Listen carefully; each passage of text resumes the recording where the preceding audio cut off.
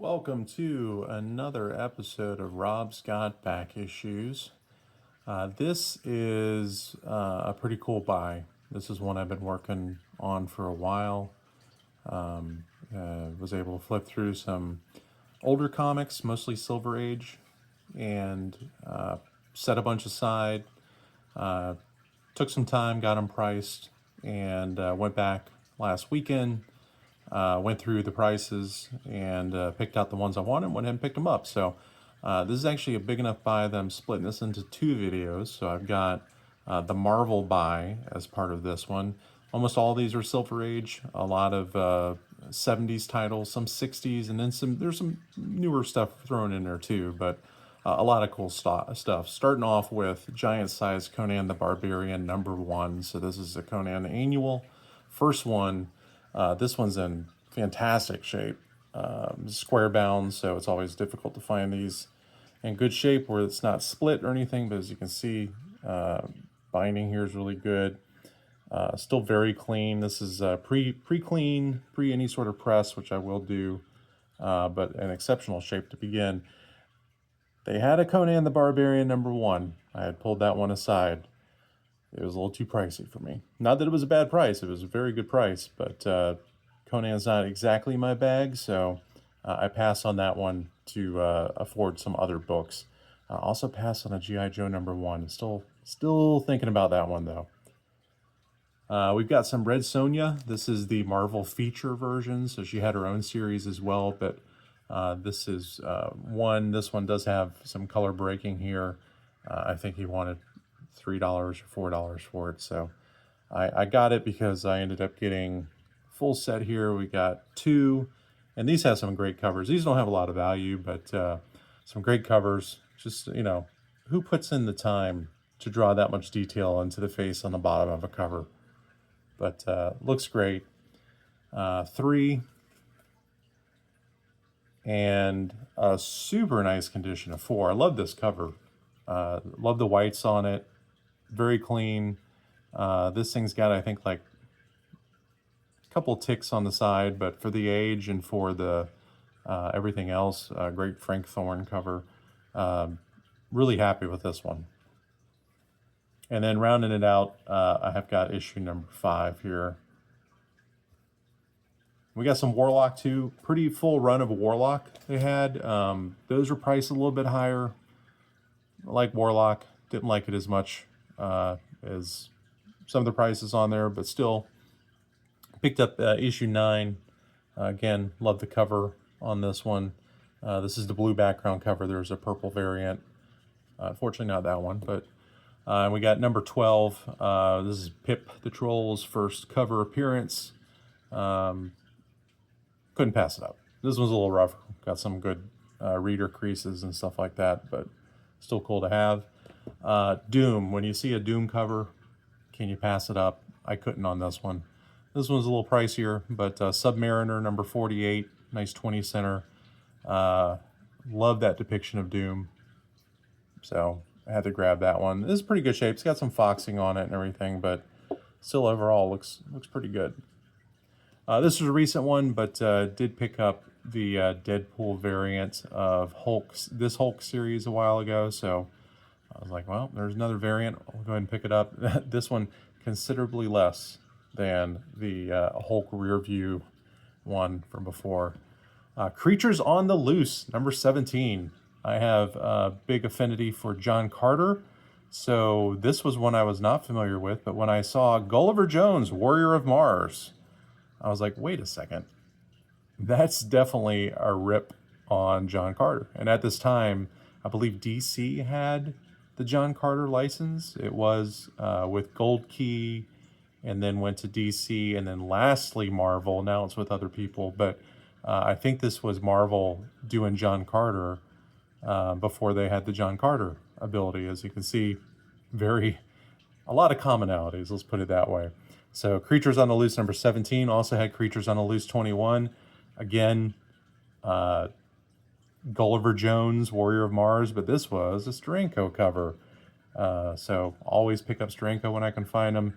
And this one was really cool. I love this cover as well. So neat to kind of get that. Again, something I wasn't even familiar with until I was flipping through that collection and saw it.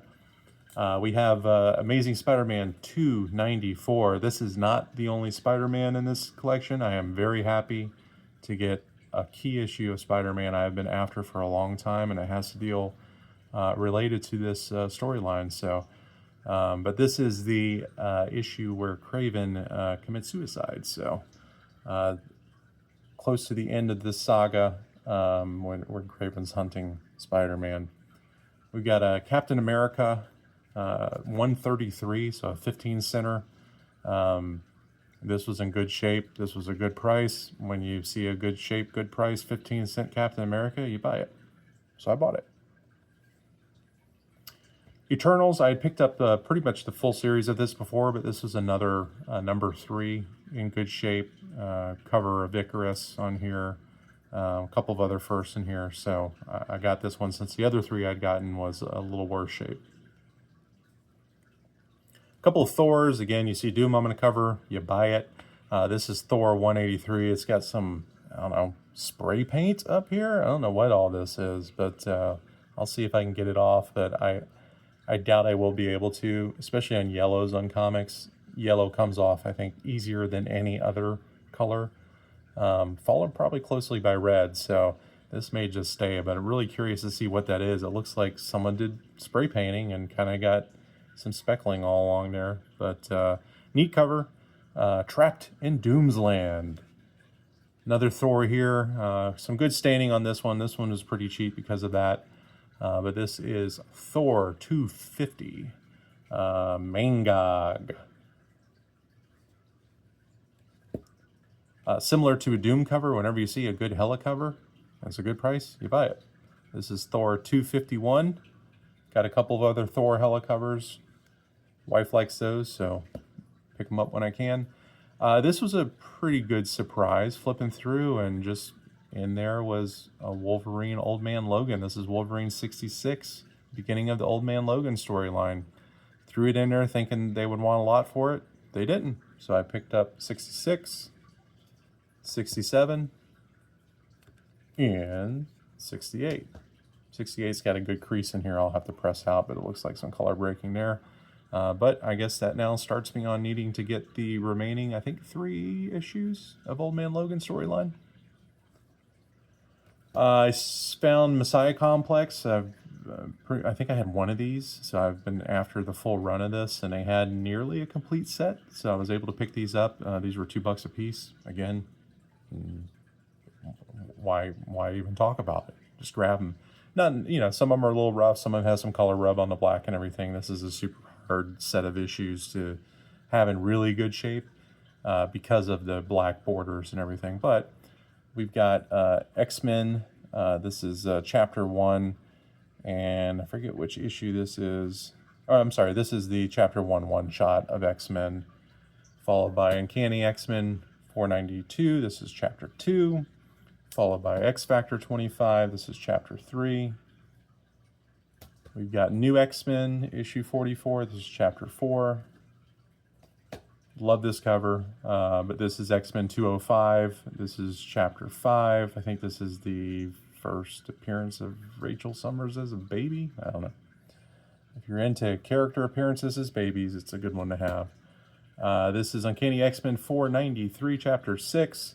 And then we did have one here we skipped. I do not have 7, so I'll need to hunt that one down. New X-Men 45, chapter 8. X-Men 206, chapter 9. X-Factor 27, chapter 11, so I'm missing part 10 as well. This one had some good missing stuff on the blacks there, so I'll probably find a better example of that in the future, but good for a reader. New X-Men, issue 46. This is chapter 12. So I was able to get everything but 2 of the issues in that one run, so yeah, that was pretty cool. And like I said, there's a lot of rubbing going on and everything else. But that brings us to the last one of this video, and that is the one I was most excited to get my hands on. Not really an old comic, but undeniably one of the best covers, I think, out there. underrated, even though this is a key, even though this is one people are after. It is Web of Spider-Man number 32. And this one was in really good shape. This was sandwiched between two other comics all in one bundle. I think that ASM Craven one I showed before was one of them. Another one there, but yeah, just love this cover. I think it's one of the best with the gravestone and the storyline. This is part 4 of that Resurrection title. Probably gonna have to get the other 6 along with that ASM that I've already got.